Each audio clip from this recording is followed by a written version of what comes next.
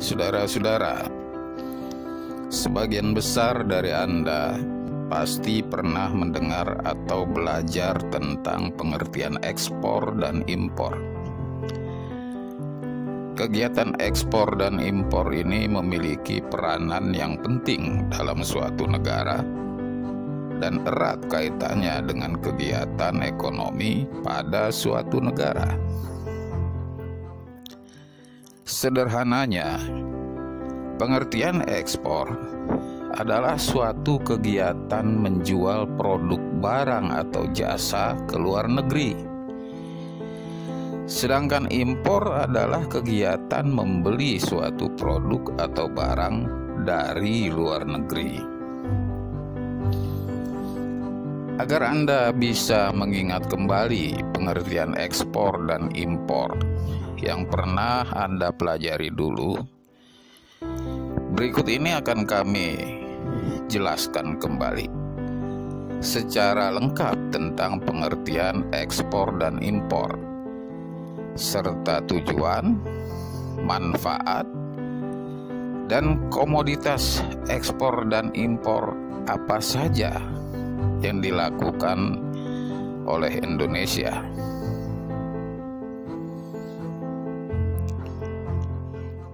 Pengertian ekspor. Ekspor adalah suatu aktivitas mengeluarkan suatu barang dari daerah pabean. Daerah pabean adalah suatu daerah milik Republik Indonesia yang terdiri dari wilayah darat, perairan, dan udara, yang juga mencakup seluruh daerah tertentu yang berada di dalam zona ekonomi eksklusif.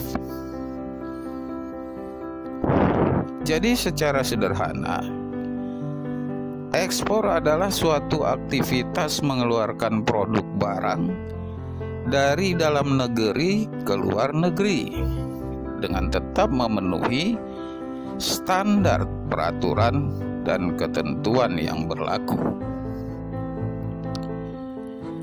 Aktivitas ini umumnya dikerjakan oleh suatu negara jika negara tersebut mampu menghasilkan produk barang dalam jumlah yang cukup besar dan jumlah produk barang tersebut ternyata sudah terpenuhi di dalam negeri sehingga bisa dikirimkan ke negara yang memang tidak mampu memproduksi barang tersebut, atau karena jumlah produksinya tidak bisa memenuhi kebutuhan masyarakat negara tujuan.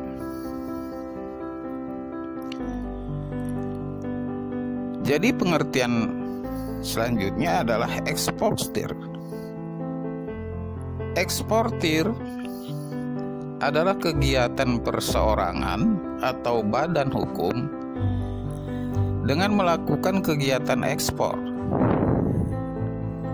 Jika kegiatan ekspor dilakukan dalam skala yang cukup besar, maka proses pengiriman tersebut akan melibatkan bea cukai yang berperan sebagai pengawas lalu lintas perdagangan di suatu negara. Seluruh barang yang hendak diekspor akan selalu mempunyai ketentuannya sendiri, tergantung dari jenis barang tersebut. Tidak semua masyarakat atau individu mampu melakukan ekspor, karena mereka harus mengikuti beberapa prosedur yang harus dipatuhi. Namun, sebenarnya prosedur dalam melakukan ekspor lebih mudah daripada melakukan impor. Karena prosedur impor memiliki banyak peraturan, khususnya dalam hal pajak. Tapi dalam melakukan ekspor, hanya beberapa produk saja yang dikenakan pajak, yaitu pajak ekspor. Seperti ekspor kayu, ekspor rotan, dan crude palm oil atau CPO. Selanjutnya kita bahas tujuan dan manfaat ekspor. Pertama, untuk menumbuhkan industri dalam negeri. Ekspor adalah suatu aktivitas perdagangan dalam ruang lingkup internasional yang dilakukan untuk memberikan suatu rangsangan atas suatu permintaan dari dalam negeri, sehingga mampu melahirkan industri-industri lain yang lebih besar. Meningkatnya permintaan ekspor pada suatu produk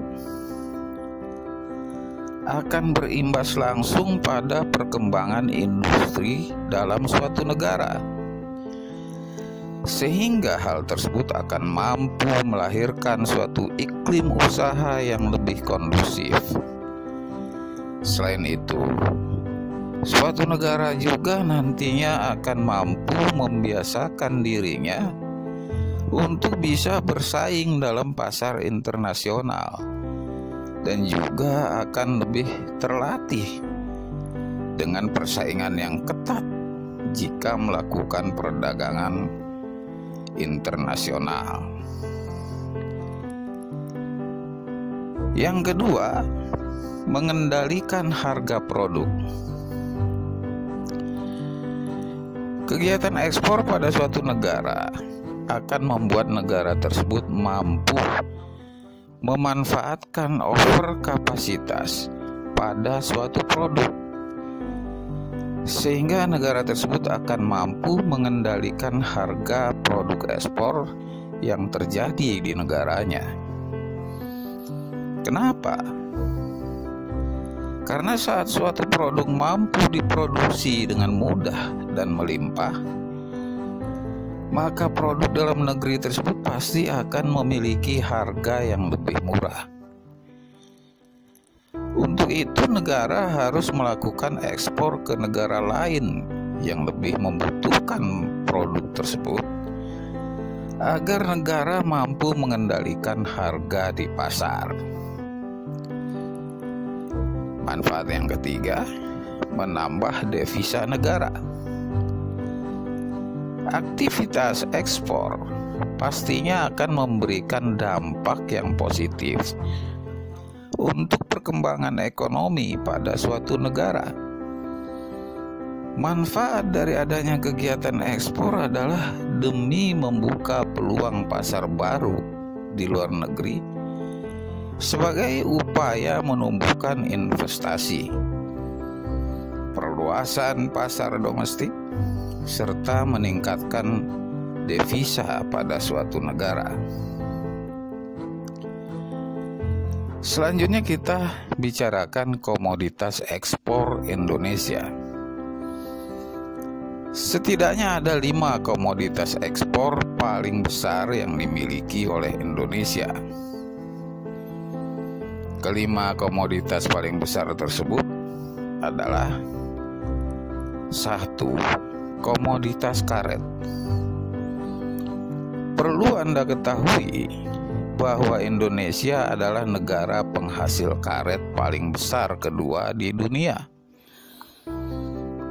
Untuk itu jangan heran bila karet dijadikan sebagai suatu komoditas utama di Indonesia. Produk karet Indonesia banyak dikirimkan ke beberapa negara maju seperti Jepang, Cina, dan Amerika. Yang kedua, produk tekstil. Banyaknya jumlah industri tekstil di Indonesia berhasil meningkatkan devisa dalam negeri. Yang ketiga, kelapa sawit. Kelapa sawit adalah produk yang biasa dijadikan sebagai bahan baku pembuatan sabun, minyak goreng, mentega, dan beberapa produk kecantikan. Sebagian besarnya akan diekspor berupa minyak inti sawit, palm kernel oil, dan minyak sawit. Biasanya Indonesia akan mengirim kelapa sawit dalam jumlah besar ke negara India, Pakistan, hingga Cina. Yang keempat, produk hasil hutan.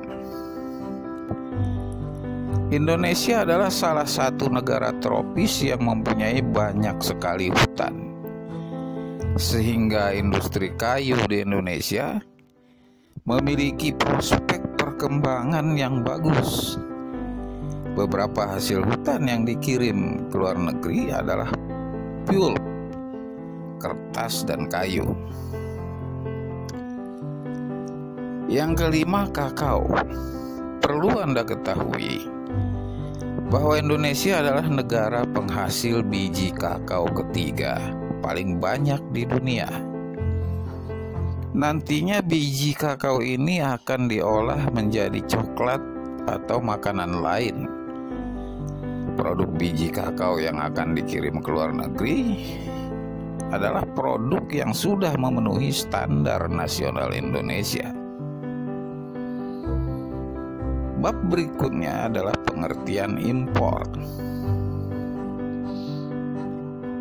Impor adalah suatu aktivitas memasarkan produk barang dari daerah pabean atau membeli suatu produk barang atau jasa dari negara lain untuk bisa memenuhi kebutuhan dasar dalam negeri.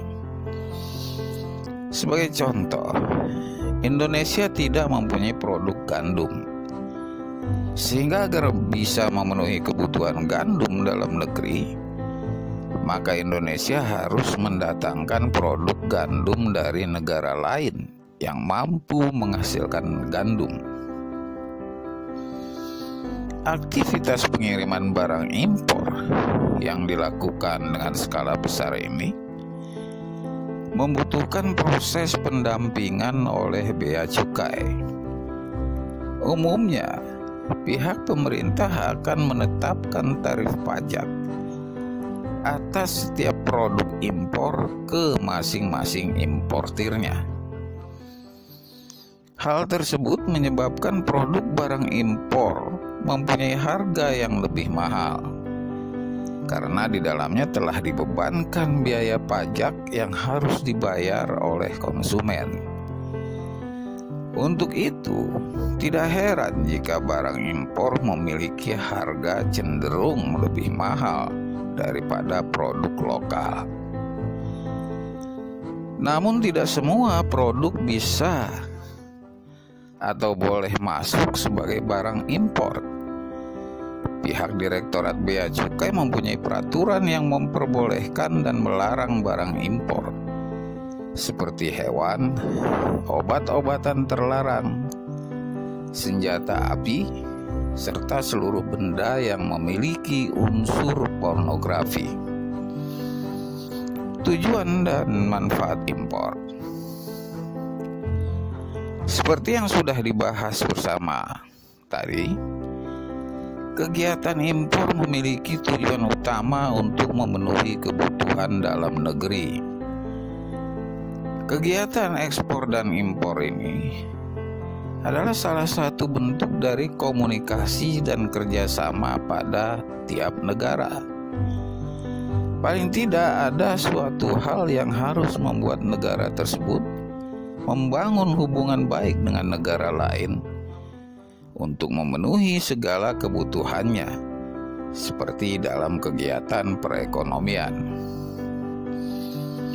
Sementara itu, tujuan lain dari adanya aktivitas impor ini adalah demi meningkatkan neraca pembayaran serta mengurangi adanya keluar devisa pada negara lain.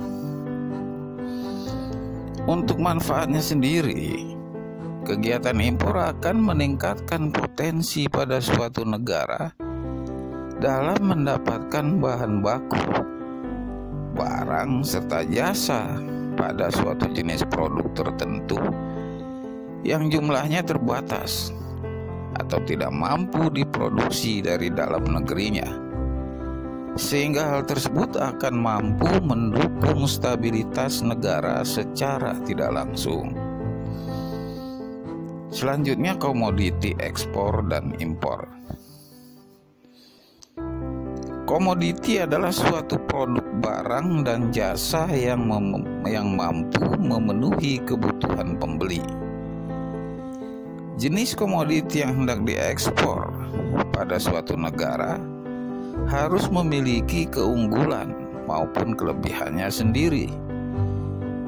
Namun setidaknya terdapat 3 faktor yang mempengaruhi keunggulan pada suatu komoditi, yakni faktor teknologi, faktor alam, dan faktor biaya produksi.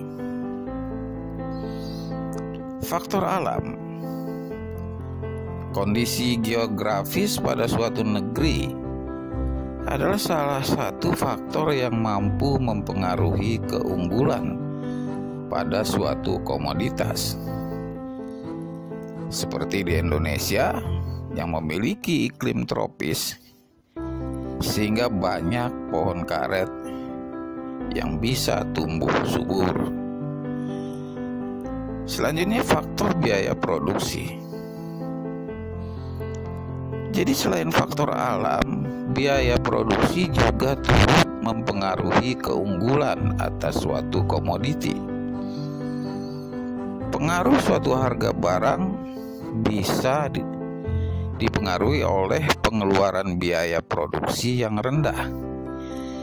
Semakin murah suatu harga bisa ditentukan dari semakin rendahnya suatu biaya produksi. Kemudian faktor teknologi, pemanfaatan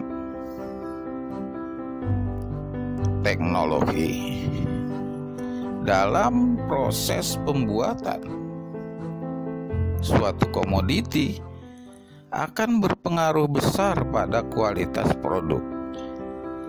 Jadi keunggulan suatu produk komoditi juga bisa ditentukan dari semakin majunya teknologi yang digunakan.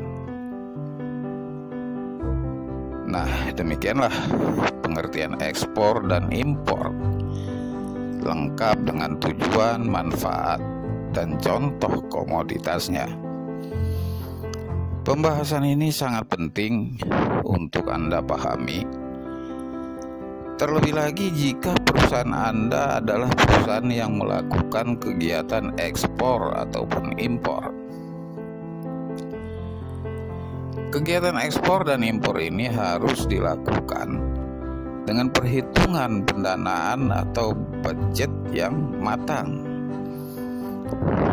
agar setiap prosedurnya bisa dilewati dengan mudah. Namun jika Anda masih kesulitan untuk melakukan perhitungan pendanaan atau hal lain terkait manajemen keuangan atau akuntansi, mungkin Anda bisa menggunakan software akuntansi dari Okurat Online. Demikianlah tutorial kita pada hari ini. Selanjutnya, pada tutorial berikutnya kita akan membahas ekspor dengan dokumen-dokumen yang dibutuhkan.